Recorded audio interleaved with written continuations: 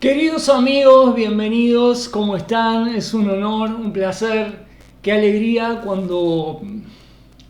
A ver, qué alegría cuando uno está motivado a hacer algo que le gusta, independientemente de la llegada que tiene o de la repercusión que tiene aquello que uno hace, independientemente. Es grato poder dedicarse a lo que a uno le gusta, a la pasión que uno tiene, especialmente por la escritura, siendo la escritura el elemento, la sustancia más trascendente que tenemos en este mundo. Bueno, bienvenidos. Notarán alguna diferencia en la cámara. Estoy en mi estudio, lo voy a denominar así, estoy en mi estudio de invierno. Cuando llega el otoño, invierno, me expulsan del living donde normalmente estoy haciendo los videos y me tengo que recluir en mi estudio de invierno, de otoño-invierno. Es verdad que estoy más tranquilo acá, de hecho, para que haga alguna aparición alguno de los integrantes de la familia, los felinos, vamos a ver cómo lo hacemos, ¿no? A mí me encanta estar acompañado de ellos, pero tiene sus vueltas para que vengan acá. Bueno, amigos queridos, estamos hoy para hacer Mateo. Estamos en un capítulo complejo, muy rico, muy variado, muy sustancioso. Tenemos en Mateo 16 uno de los pasajes más famosos de toda la escritura. Aunque a mi entender, a mi humilde entender, es un pasaje que está excesivamente sobrevalorado debido a que se saca de contexto. Ya veremos cuando lleguemos hoy a la declaración de Pedro y especialmente todo lo que atañe a esa frase con respecto a la edificación de la iglesia. No prometo que va a ser corto el video, no tengo ni idea cuánto va a durar, pero trataremos de estar el tiempo necesario como para poder cerrar las ideas esenciales de este capítulo. Por supuesto, en Mateo trato de proveer una introducción a modo de editorial y en esta oportunidad quiero leerles algo en lo cual vamos a entrar en materia en unos minutos. El título de este editorial para el día de hoy, para el estudio de hoy, es Responsabilidad de una generación. La Biblia nos dice que cuando Jesucristo vino a este mundo, vino a los suyos, a su pueblo, y los suyos no le recibieron. Esto está en Juan capítulo 1. Mateo nos muestra a Cristo como el hijo de David, el rey Mesías de Israel, ofreciendo de buena fe el reino prometido a su pueblo. A su vez, Mateo confronta en su libro a Israel, quien ha rechazado y matado a su rey Mesías. En el desarrollo de este tortuoso y largo escándalo judío del primer siglo, la Biblia comienza a cerrar el círculo en torno no solo a Israel como un concepto institucional, sino a la generación de judíos que representaban en ese momento histórico la actuación de la nación. Generación de víboras, ¿quién os enseñó a huir de la ira venidera? ¿A qué compararé esta generación? Es semejante a los muchachos que se sientan en las plazas y dan voces a sus compañeros diciendo: os tocamos flauta y no bailasteis, os endechamos y no lamentasteis. Porque vino Juan, que ni comía ni bebía, y ustedes dicen: demonio tiene. Y vino el Hijo del Hombre, que come y bebe, y dicen: he aquí un hombre glotón y bebedor de vino, amigo de publicanos y pecadores. Generación de víboras, ¿cómo podéis hablar lo bueno siendo malos? Porque de la abundancia del corazón habla la boca. Los hombres de Nínive se levantarán en juicio contra esta generación y la condenarán, porque ellos se arrepintieron a la predicación de Jonás, y he aquí uno mayor que Jonás en este lugar, decía Jesús. La reina del sur se levantará en el juicio contra esta generación y la condenará, porque ella vino de los confines de la tierra para oír la sabiduría de Salomón, y he aquí uno mayor que Salomón en este lugar. Otro pasaje. Entonces va y toma consigo otros 7 espíritus peores que él, y entrados moran allí, y el postrer estado de aquel hombre viene a ser peor que el primero. Así también acontecerá a esta perversa generación. La generación perversa y adúltera demanda señal, mas señal no le será dada, sino la señal del profeta Jonás. Jesús dijo: oh generación incrédula y perversa, ¿hasta cuándo he de estar con vosotros? ¿Hasta cuándo os he de soportar? Serpientes, generación de víboras, ¿cómo escaparéis de la condenación del infierno? Toda la sangre justa que ha sido derramada sobre la tierra, desde la sangre de Abel, el justo, hasta la sangre de Zacarías, hijo de Baraquías, el cual matasteis entre el templo y el altar, dijo Jesús a esos judíos, de cierto os digo que todo esto será demandado de esta generación. Todos estos pasajes están sacados del Evangelio de Mateo. Esta generación identifica a un conjunto de personas con responsabilidad histórica frente a una revelación divina concreta: el ministerio del rey de Israel, del rey Mesías. La generación que vivió el ministerio de Jesús es tratada por Dios como representante oficial de Israel. Esto se denomina en derecho responsabilidad judicial.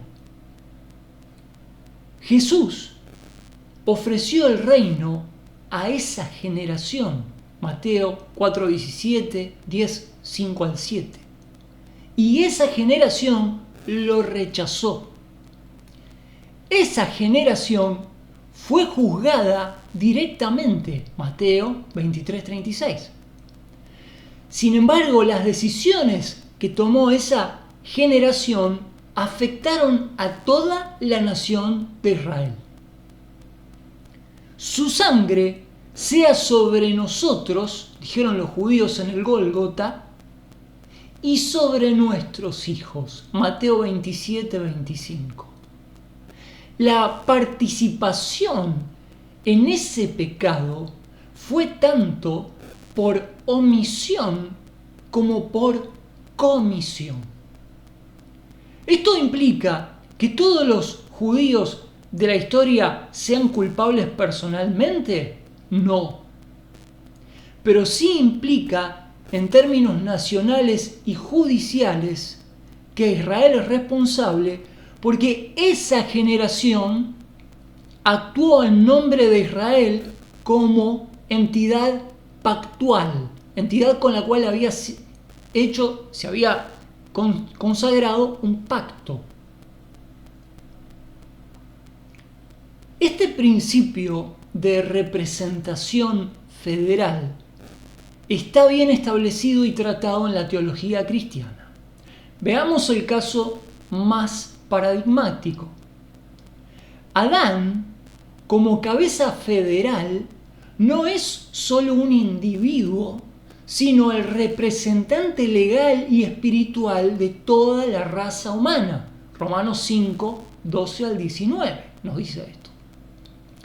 Su acto de desobediencia imputa pecado y muerte para toda la raza humana. Su caída tuvo efectos colectivos, permanentes y hereditarios.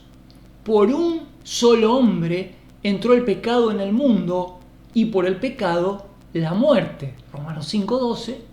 Por la transgresión de un hombre, de uno, vinieron muchos a ser constituidos pecadores. Romanos 5:19. La generación de judíos que presenció al Mesías es considerado en la Escritura como cabeza judicial de la nación de Israel. Así como Adán representó a la humanidad en el huerto del Edén y al fallar trajo ruina a su descendencia, la generación de Israel, de forma similar, que recibió al Mesías, actuó como cabeza judicial del pueblo escogido. Al rechazar al rey, sellaron el juicio sobre sí mismos y arrastraron consigo a la nación entera hacia el exilio posterior a la caída de Jerusalén en el año 70, la ceguera espiritual y la postergación del reino. No toda Israel fue incrédula, pero esa generación asumió la responsabilidad nacional de un pacto quebrado en el momento más decisivo de la historia de Israel. Consecuentemente, Jesucristo declaró que el reino sería quitado de ellos y dado a otra generación de judíos. No confundir esa otra generación con la iglesia. La iglesia de Israel son instituciones diferentes. La representación judicial es justa y válida porque el representado y el representante comparten la misma naturaleza o comparten ciertas características. Nos dice Pablo en Hechos 17:26, de una sola sangre ha hecho Dios el linaje de todos los hombres. El hecho de que toda la humanidad haya sido hecha de una sola sangre, como afirma Pablo, no solo habla de la unidad del linaje humano, sino también de su naturaleza compartida. Y así como Adán cayó representando a todos, no por un defecto individual, sino por una realidad esencial, del mismo modo, la generación que rechazó al Mesías actuó como habría actuado cualquier otra generación de judíos. El juicio divino no recae sobre ellos por haber sido los peores posibles, sino por haber sido los representantes verdaderos de una nación espiritualmente incapaz de recibir al rey. El mismo principio aplica para todos. Sin regeneración, sin intervención soberana de parte de Dios, no hay hombre ni generación capaz de aceptar a Cristo, por cuanto todos pecaron y están destituidos de la gloria de Dios, nos dice Pablo en Romanos.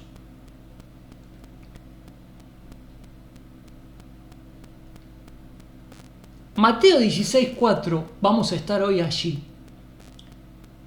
nos dice Jesucristo, la generación perversa y adúltera demanda señal. Mas señal no le será dada sino la señal del profeta Jonás.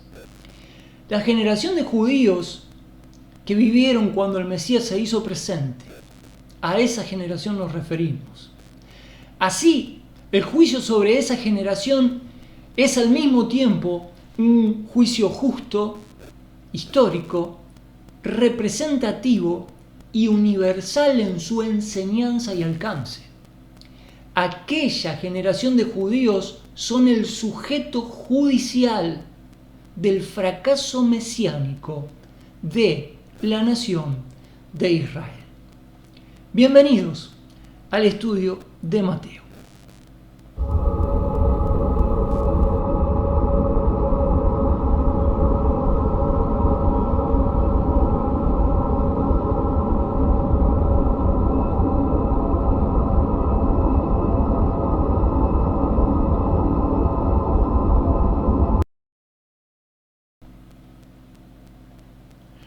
Bueno, como ven, amigos queridos, es un tema complejo, es un tema que entra en el terreno jurídico de las leyes divinas,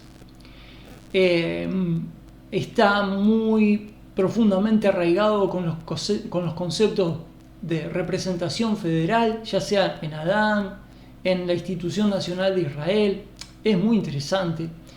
Y vamos hoy a entrar en Mateo capítulo 16, vamos a ir al PDF. Me gustaría ir primero al PDF de la Biblia. Vamos a estar primero acá, después vamos a ir al texto del manual bíblico de Unger. Vamos a ver qué nos dice Unger en su desglose del capítulo 16. Yo voy a irme un poquito más, voy a ampliar la Biblia para poder ver mejor. Y entonces voy a ir a Mateo, vamos a volver acá, vamos a ir, estaba releyendo otros pasajes, Mateo 16, tenemos aquí. Voy a leer los primeros 4 versículos, después vamos a ir avanzando. El contexto de este pasaje es el final del ministerio de Jesucristo. Jesucristo está viajando y moviéndose de una manera increíble. Podemos verlo en la lectura de los últimos capítulos, el capítulo 13, 14, 15, especialmente el 16. La cantidad de kilómetros que está haciendo Jesucristo, porque, claro, el avispero está muy movido, estamos acercándonos, de hecho, fíjense qué curiosidad, ¿no? Y qué casualidad, estamos acercándonos en Mateo 16 al tiempo de la Pascua. Nos falta mucho para que llegue la Pascua que casualmente se celebra en nuestros días. Jesús obviamente está terminando su ministerio. Y entonces, en este contexto, vinieron los fariseos. No nos olvidemos de la batalla jurídica que está librando Jerusalén contra Jesucristo, tratando de prenderlo en algún detalle, ¿no?, por medio del cual pudieran enjuiciarlo, encarcelarlo y matarlo, que era la intención a esta altura ya. Vinieron los fariseos y los saduceos para tentarle y le pidieron que les mostrase señal. Estaba analizando más detenidamente este pedido de señal del cielo y estaba notando, cosa que no sabía, el tiempo y la expresión verbal de estos términos. No es como quien humildemente o con curiosidad quiere ver una señal, sino que está hecho en un tono de demanda bastante violento, podríamos decir, lo que expresa la gramática. Quiere decir, a ver, si podemos traducirlo de alguna manera más más simple. Vinieron con los botines de punta. Esto es lo que más o menos quiere pintar este contexto, ¿no? Vinieron los fariseos para tentarle con los botines de punta, exigiéndole, ¿no? En malos términos, que hiciera señal. Bueno, Jesús respondiendo, a ver si ustedes están, sí, yo creo que sí, ahí se ve bien. Jesús respondiendo,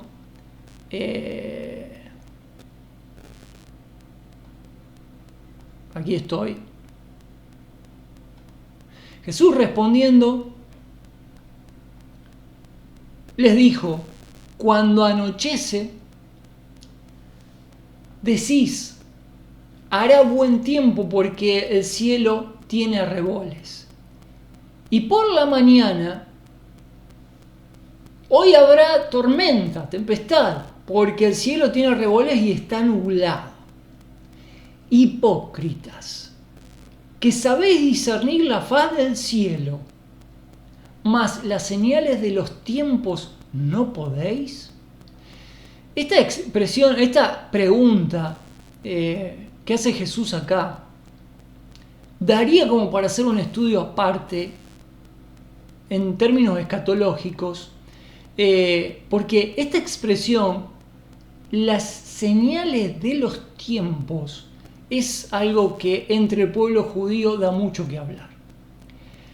La generación, fíjense, ¿no? La generación, quiero ir a esta expresión, la generación perversa y adúltera demanda señal.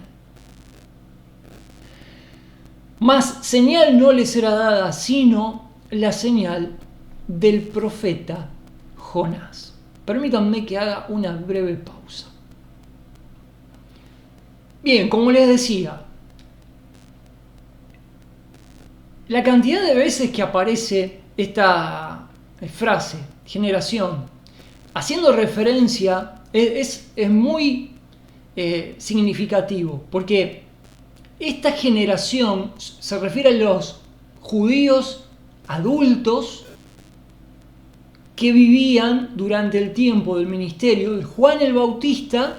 Muchos de ellos recibieron el bautismo por medio del cual expresaban un arrepentimiento de una condición no ideal en la cual debería agarrarlos la llegada del Mesías, ¿no? Por esta razón acudían al bautismo de Juan, tenían a Juan por profeta, la masa popular, esta generación que salió eventualmente a recibir a Juan, su mensaje y su bautismo.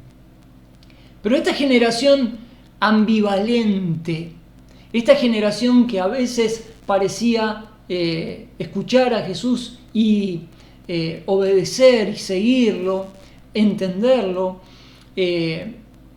posteriormente, a lo largo del transcurso de los 3 años de ministerio, imagínense que para que todos estén de acuerdo en denominar el tercer año de ministerio como el año de la oposición, ¿no? No solamente por parte de la casta o el hegemón político de Jerusalén, sino que Jesús tenía resistencia en todos lados. No nos olvidemos el ministerio de los discípulos en el segundo año, yendo por todo Israel, anunciando que el rey había venido, y honestamente no había habido una respuesta, no había sido receptivo Israel. Esta generación, nos referimos a esta generación, ¿no? A la cual Jesús, si ustedes prestaron atención en el editorial, en general Jesús se queja de esta generación de judíos a la cual le toca representar la entidad nacional de Israel. Dijimos que otra generación anterior o posterior a esta no hubiera hecho las cosas diferentes, pero esta generación tiene una responsabilidad real por el hecho de haber sido ella la que tuvo que verse cara a cara con el Mesías. Y a esta generación, a estas personas, a estos judíos, Jesús los retrata como una generación perversa y adúltera, demandante, ¿no? En vez de rendirse a los pies del Mesías, no, era una generación demandante. Pero no perdamos el contexto de Mateo tampoco. A ver, es Mateo quien, por medio de la escritura inspirada por el Espíritu Santo, revive 30 años después aproximadamente de estos eventos, porque Mateo se escribe en la década más o menos del 60, antes de la destrucción de Jerusalén y del templo. Es Mateo quien revive esta connotación, esta característica que tenían los judíos del primer siglo. Era una generación perversa, adúltera, rebelde, contradictoria, que fue la responsable de matar a Jesús y de incluso llegar a declaraciones altisonantes, ¿no? Y totalmente infatuadas, necias y violentas, como la que leímos en el editorial, al pie del Gólgota, a decir sí, no, a decirle a Poncio Pilato, cuando Poncio Pilato los enfrenta, le dice: ¿a vuestro rey he de crucificar? Y la generación esta de judíos le dice: su sangre sea sobre nosotros y sobre nuestra descendencia. Vos sos un procurador romano, vos hacés lo que nosotros te pedimos, nosotros nos hacemos cargo de esta decisión. De terror bajo cualquier concepto. Entonces vemos en esta tensión cómo Jesús actúa cuando esta generación de judíos demandantes viene con los botines de punta a pedirle señal. Y dice: esta generación perversa,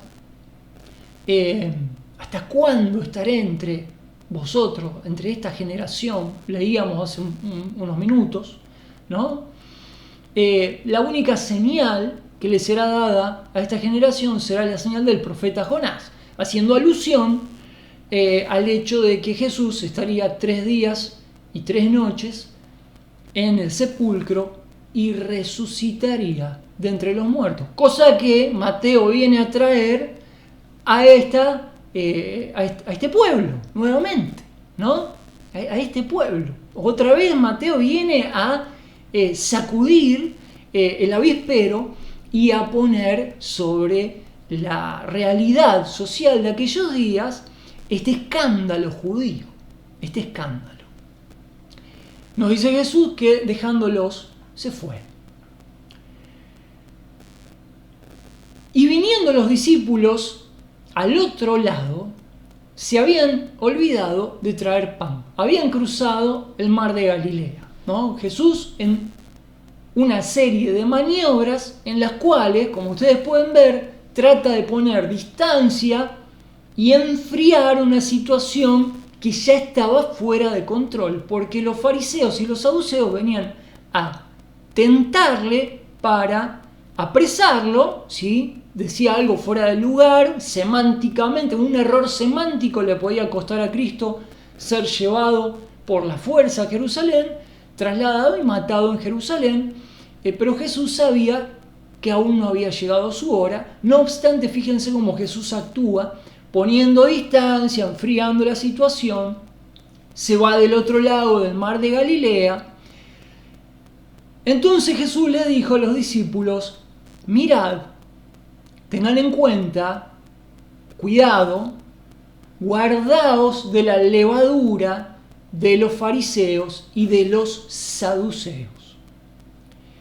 Esto es sintomático, que los fariseos y los saduceos, que no tenían mucho en común en doctrina, estuvieran juntos a esta altura del campeonato. Es sintomático de que la persecución contra Jesucristo era muy, muy seria. Y ellos, tras lo que le dice Jesús, los discípulos hablaban entre sí diciendo: esto dice porque no trajimos pan.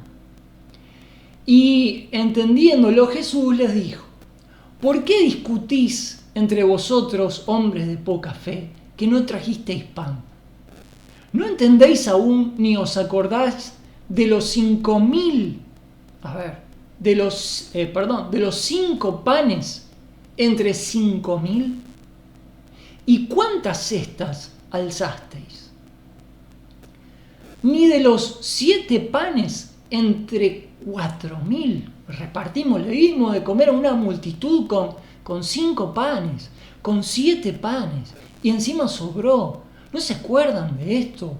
¿Cuántas canastas recogiste de las sobras? ¿Cómo es que no entendéis que no por el pan os dije que os guardaseis de la levadura de los fariseos y de los saduceos? Entonces entendieron que no les había dicho que se guardasen de la levadura de pan. Fíjense hasta qué punto estaba sensibilizada la conciencia de los discípulos judíos con la persecución que había por parte de los fariseos y los saduceos de la cuestión externa, ¿no? De la cuestión ritual, religiosa, de la contaminación de la levadura. Los discípulos eran parte de esa generación, estaban afectados por ese mundo, por ese universo pequeño, ¿no? Cada uno es hijo de su época. Y fíjense cómo les cuesta a los judíos pensar fuera de la lógica imperante, ¿no?, de ese momento, que comer pan con levadura era pecado y era todo un drama y había que guardarse la levadura porque, bueno, había días en los que se podía usar y días en los que no se podía usar. De un día para el otro la levadura se convertía en una cuestión de contaminación, ¿no? Una cosa que Jesús tiene que lidiar con esa cuestión en su época, ¿no? Entonces entendieron que no les había dicho que se guardasen de la levadura del pan, sino de la doctrina, esta es la cuestión, la doctrina de los fariseos y de los fariseos de los saduceos, la doctrina, el cuerpo de enseñanza, ¿no? Entonces llegamos, no quiero que perdamos el contexto, llegamos a Mateo 16:3. Fíjense cómo viniendo Jesús a la región de Cesarea de Filipo, ahora, si ustedes miran el mapa, ellos estaban al este, en el límite este de Jerusalén, de Judea, del otro lado del mar de Galilea, y se cruzan 80 kilómetros ahora y se van a la costa del mar Mediterráneo, en Cesarea de Filipo, ¿no? La cosa era poner distancia de la persecución que impartía Jerusalén para ver si lo podían prender a Jesús. Poco tiempo después ya vamos a llegar en la última semana el arresto y la crucifixión, porque esto es lo que estaban persiguiendo, atraparlo y matarlo. Entonces ahora estamos en Cesarea de Filipo, a 80 kilómetros de donde estábamos en el versículo 12. Estando allí en Cesarea de Filipo, Jesús preguntó a sus discípulos diciendo: ¿quién dicen los hombres que yo, ¿quién dicen los hombres que yo, el Hijo del Hombre, soy? Es una región, hay que tener presente qué tipo de región es Cesarea de Filipo. Cesarea de Filipo era una ciudad muy importante, de hecho Filipo nos habla de la familia de Herodes. Cesarea era una ciudad preciosa en la que había un palacio donde estaba uno de los hijos de Herodes, gobernaba desde allí, era un puerto estratégico también. Y había mucha presencia gentil en Cesarea de Filipo, ¿no? Por lo cual, a diferencia de lo que era otra región de Israel, como podía ser Judea, aquí Jesús, el vecindario, vamos a decirlo así, aquí en Cesarea de Filipo, en la costa del mar Mediterráneo, es bastante diferente del vecindario del cual acaban de venir. Entonces Jesús, estando aquí en esta región, dice, ¿qué dicen los hombres acá con respecto a mí como el Hijo del Hombre? Ellos le dijeron, unos opinan que sos Juan el Bautista. Juan el Bautista había sido decapitado. Otros opinan que sos Elías. Elías es la figura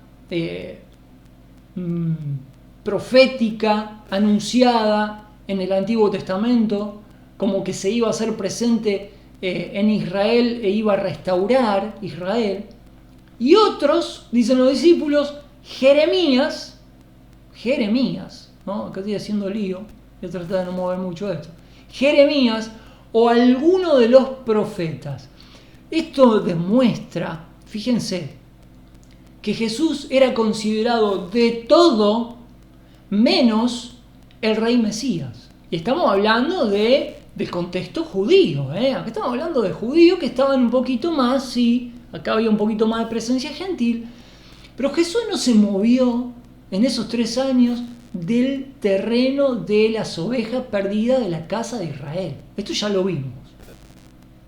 Si anduvo por la periferia, como lo está ahora, sigue la lógica de ir a predicarle a los judíos que están en los límites terminales de Israel, de la costa este a la costa oeste, ¿no? Del norte al sur. Esto es el itinerario que vemos por parte de Jesús siguiendo, donde ya no tiene más terreno para predicar. Acá hay una lógica misionera, si quieren, que es la misma lógica que usa Pablo más adelante cuando dice, no tengo más terreno acá para predicar el Evangelio, me voy a ir a otros lugares, ¿no? Bueno, hay una lógica similar. Entonces, Jesús era considerado un Juan el Bautista resucitado, Elías, Jeremías, algún otro profeta, ¿no? Menos el Cristo, lo que él había estado anunciando durante 3 años, por Dios, durante 3 años había estado anunciando la presencia del reino de Dios y del rey de Israel. Allí tenía una resistencia tremenda el pueblo de Israel para admitir esto. Esta generación representante de la institución nacional de Israel. Entonces él les pregunta, este es un caso paradigmático. Él les dijo, ¿y vosotros? ¿Quién decís que soy yo? Respondiendo Simón Pedro, que era un poco el líder del grupo, no por ser un líder ejemplar, ni por ser un líder más educado o más letrado, sino por una cuestión de carácter impulsivo, Pedro es, dentro del grupo de los discípulos, lo que María Magdalena es dentro del grupo de las mujeres seguidoras de Jesús. Son 2 personas totalmente impulsivas, con perfil de líder, ¿no? Bien elegidas providencialmente por Dios, porque se requiere en ciertos roles y funciones de este tipo de personalidad. Pero aquí Pedro Pedro se fusiona el hecho de que Pedro es una persona impulsiva con y designada por Dios, ¿no? Para ser el líder, pero juntamente con esto vemos la actuación de un razonamiento en Pedro que es ampliamente destacado por Jesús y por toda la teología cristiana. Aquí Pedro hace una declaración categórica que no proviene de su capacidad intelectual, de su capacidad de deducción.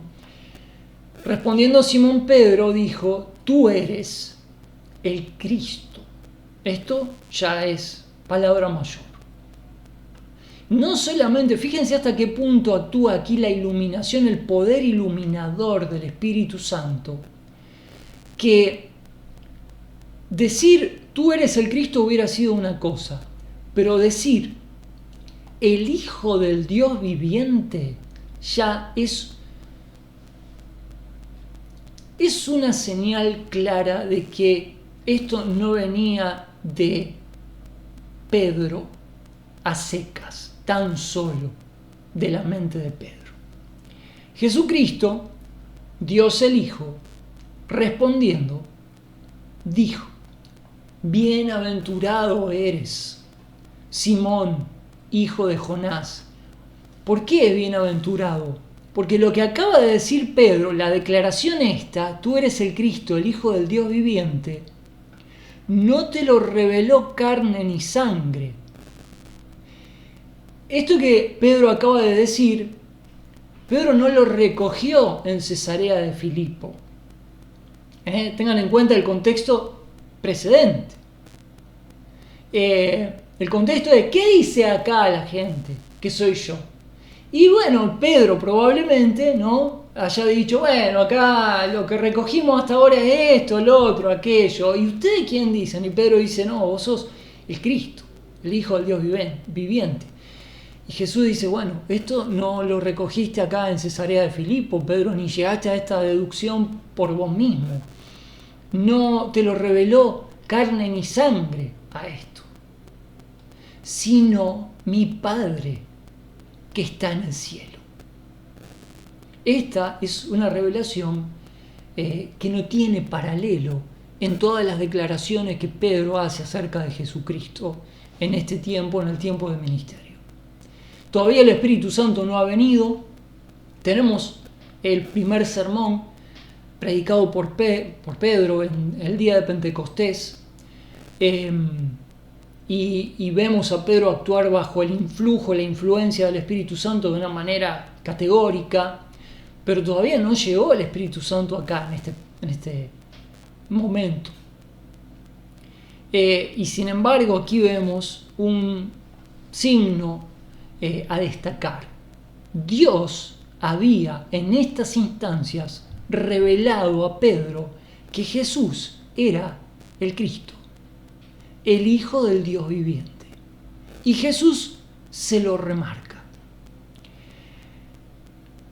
Jesús no solamente se queda ahí, sino que en medio de un contexto en el cual se está ministrando a Israel y está todavía en tensión este Mesías que se presenta y que está recorriendo a Israel de este a oeste, de norte a sur, en este contexto de oposición, de persecución, en el cual Jesús está buscando, lo vimos en el video anterior, no soy enviado sino a las ovejas perdidas de la casa de Israel, le dice a la mujer sirofenicia. En ese contexto, Jesús, todavía ministrando a Israel, le dice, yo también, fíjense qué interesante, esto es terrible. En este versículo anterior dice, mi Padre te lo reveló. Y Jesús acá, a renglón seguido, dice, y yo también te voy a revelar algo. Así como el Padre te acaba de revelar esto, yo también te voy a revelar algo. El estudio de esta expresión que vamos a ver acá, el estudio gramático del griego en esta oración, habla de un evento, de un acontecimiento que va a pasar en el futuro. Algo que no había pasado ni estaba pasando en ese momento. El tiempo verbal está claro, lo vamos a ver.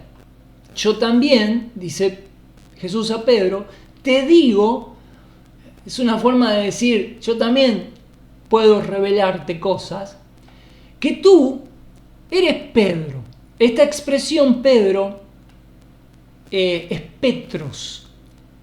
Petros significa una roca, una piedra. Tú eres Pedro, le dice Jesús. Y sobre esta roca, aquí aparece otra palabra, es un juego de palabras el que hace Jesús. Esta palabra no es Petros, es Petra.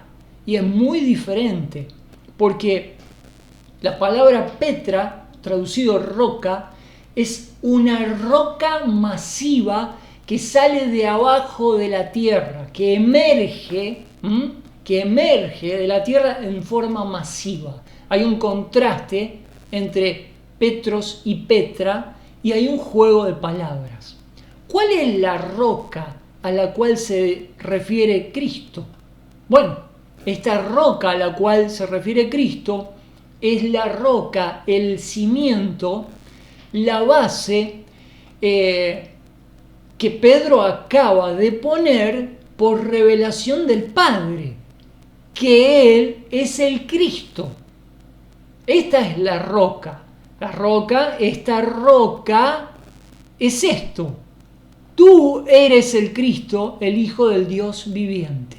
Esta roca, este cimiento, este fundamento, es al que alude Jesús cuando dice: vos sos Pedro, Petros, pero sobre esta roca, a ver, la cuestión sustancial que está acá, ¿qué es lo más sustancial? Es la declaración de Pedro revelada por el Padre diciendo: vos sos el Cristo, el Hijo del Dios viviente. Jesús le dice: bien, Pedro, te voy a revelar, en cuanto a eso, que te lo reveló mi Padre, yo también te voy a agregar algo. Vos sos Pedro, la roca chiquita, pero sobre esta roca que acabas de hablar, que yo soy el Cristo, el Hijo del Dios viviente, yo edificaré futuro. Estudien el tiempo y el modo verbal de la palabra edificaré en el griego. La declinación indica que es futuro. Esto no estaba pasando ni había pasado.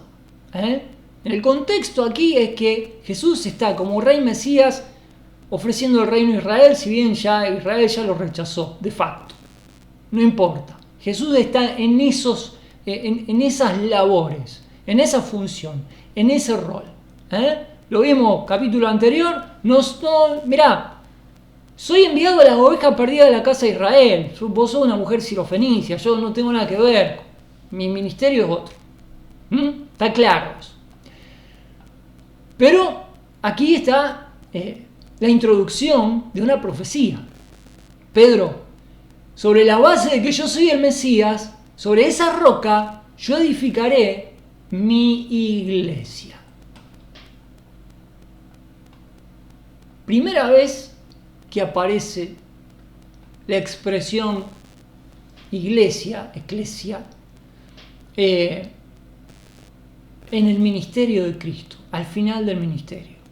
Y aparece en forma enigmática: edificaré mi iglesia. Ahora estamos en otro tema, estamos con Israel, pero sobre esta base, Pedro, que te la reveló mi Padre, que yo soy el Mesías, el Hijo del Dios viviente, yo voy a, en el futuro, edificar mi iglesia.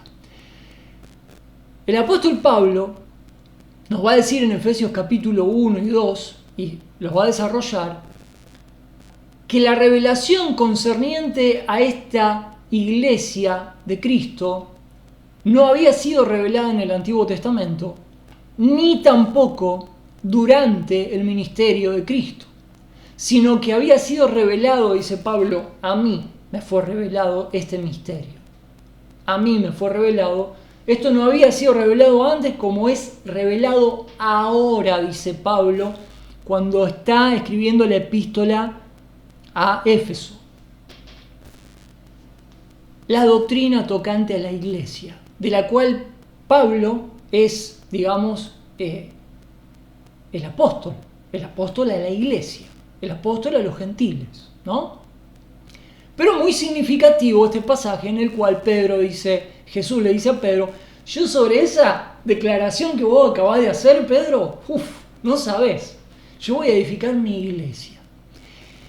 Y las puertas del infierno o del Hades no prevalecerán contra ella. Es una expresión está hablando también a futuro. Esto va a ocurrir en el desarrollo de la iglesia, que para este momento, Mateo 16, todavía falta mucho. Las puertas del infierno no prevalecerán contra ella.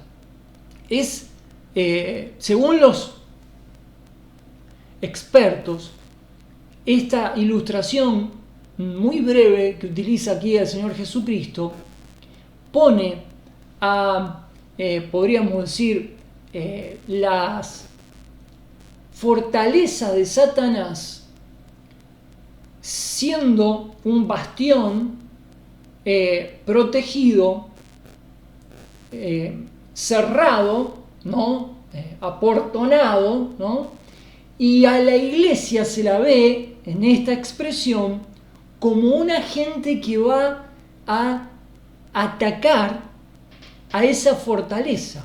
Quiere decir, aquí está puesto en términos de que Satanás está asentado en una fortaleza y va a venir un agente en el cual es tan poderoso que va a penetrar en esa fortaleza, las puertas, en sentido figurado, el infierno, ¿no? Es la organización demoníaca que rige este sistema, el cosmos, este mundo, al cual se hace tanta referencia en el Nuevo Testamento, ¿no? Que es un sistema antidios. Bueno, la iglesia se presenta aquí como el agente capaz de destruir esa fortaleza con sus puertas, súper resistentes. Bueno, las puertas de la agencia de Satanás no prevalecerán contra esta iglesia que Jesús introduce aquí de manera enigmática y que dice que va a edificar en el futuro, por el tiempo, el modo, la declinación de este verbo. No estamos en eclesiología acá, no hace falta que entremos en eso. Tal vez llegue el momento y podríamos entrar en detalles sobre esto. Pero bueno, aquí hay un pasaje importante. Y dice Jesús, a colación de esto mismo, y a ti te daré, la construcción gramatical continúa en el mismo modo y tiempo verbal, futuro, activo, te daré las llaves del reino del cielo, y todo lo que atares en la tierra será atado en el cielo, y todo lo que desatares en la tierra será desatado en el cielo. Vamos a entrar en detalle sobre esta expresión, tal vez el video que viene. Ahora vamos a leer algo del manual bíblico de Unger que nos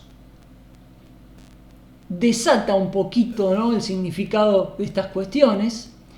Entonces mandó a sus discípulos que a nadie dijesen que él era Jesús el Cristo. ¿Por qué? Bueno, Pedro lo acaba de decir, tú eres Jesús el Cristo, el Hijo del Dios viviente. Jesús dice, ok, esto te lo reveló mi Padre, hay planes futuros en función de este título.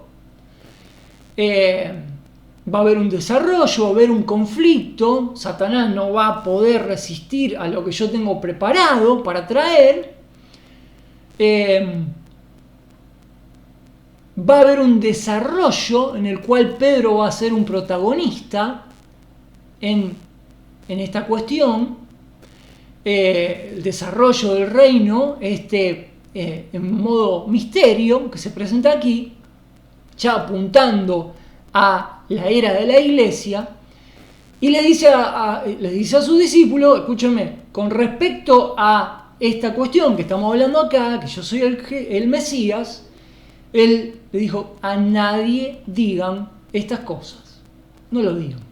Bueno, hay diferentes opiniones con respecto a cuál habría sido el motivo por el cual Jesús manda a los discípulos que no digan esto. Yo voy a dar mi humilde opinión.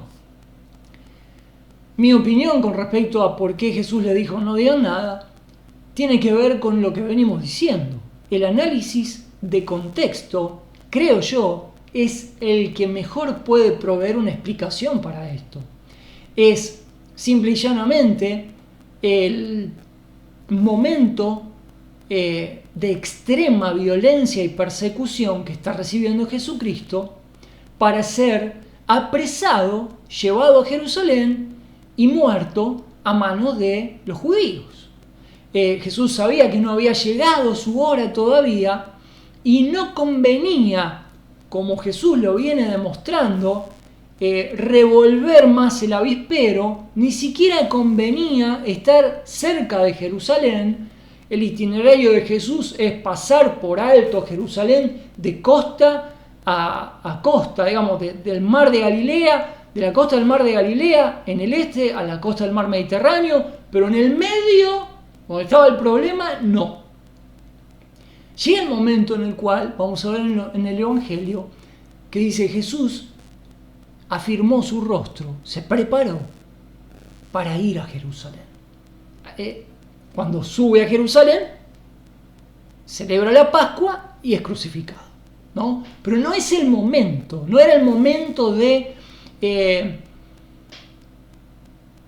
publicar, ¿no?, con grandes voces y exclamaciones que Él era el Cristo.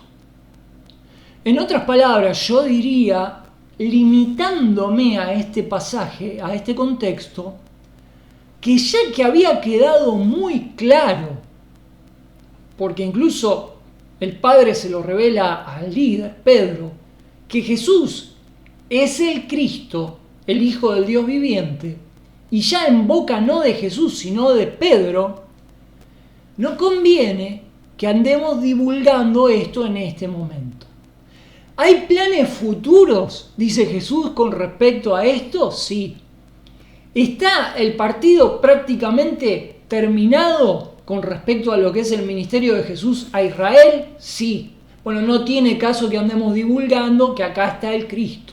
Porque hay una sarta de imbéciles persiguiendo a Jesús precisamente para prenderlo en este dicho, para arrestarlo y matarlo en Jerusalén lo antes posible. ¿Se entiende lo que digo? Creo que sí. Por esto creo que Jesús mandó a sus discípulos que a nadie dijesen que Él era el Cristo. El horno no estaba para bollos. Simple y llanamente eso. Bueno, a ver. Ya que llegamos hasta ahí, no, ya está. 58 minutos, amigos. 58 minutos. ¿Qué nos queda por ver? Bueno, nos queda por ver. Desde el versículo 21, no es mucho lo que nos queda. Fíjense que son desde el 21 hasta el 28. Desde aquel tiempo, Jesús comenzó a declarar a sus discípulos que le era necesario ir a Jerusalén y padecer mucho de los ancianos, de los príncipes, de los sacerdotes, de los escribas, ser muerto y resucitar al tercer día. Aquí Jesús comienza a perfilarse, por eso les digo, faltaba poco en estas instancias para que llegara la Pascua. Faltaban, yo diría que un par de meses. Estamos al final de los 3 años del ministerio de Jesucristo. Faltaban meses para la muerte, sepultura y resurrección de Cristo. Pero bueno, esto lo vamos a tratar en el próximo video, amigos. Extraño a Pompón y Peludín. Las extraño, las necesito. Me voy a tener que hacer un dispositivo gatuno para que estén acá conmigo. Ya veré qué es lo que hago. Amigos queridos, gracias por vuestra amable consideración en ver este material. les pido un favor, y es un favor que les pido siempre. Sean críticos con lo que este servidor está diciendo delante de esta cámara y de este micrófono. No me lleven el apunte, no me crean en lo que yo digo.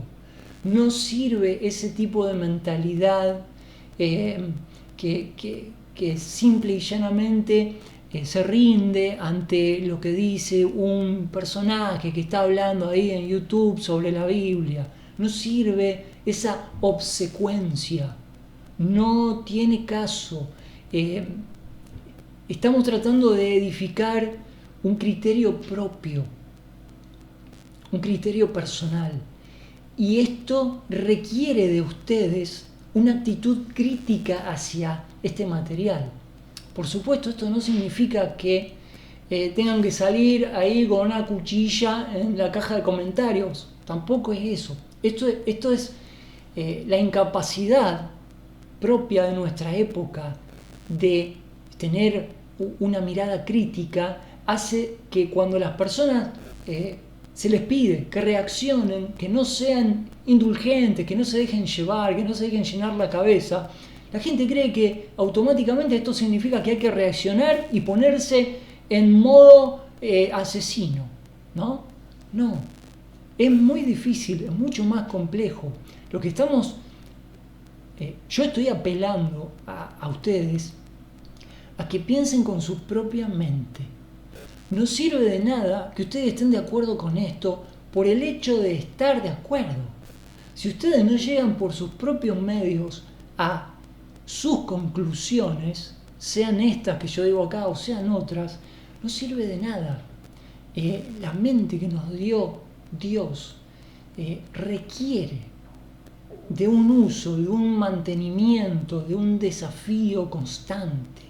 No se amolden a nada. Sean críticos, examinen estas cosas. No se casen con nadie. Amigos, nos vemos la próxima. Con escatología estamos en el pacto davídico. Es muy interesante y pronto retomaremos ahí en el libro del doctor Pentecost. Nos estamos viendo, les mando un abrazo. Cuídense.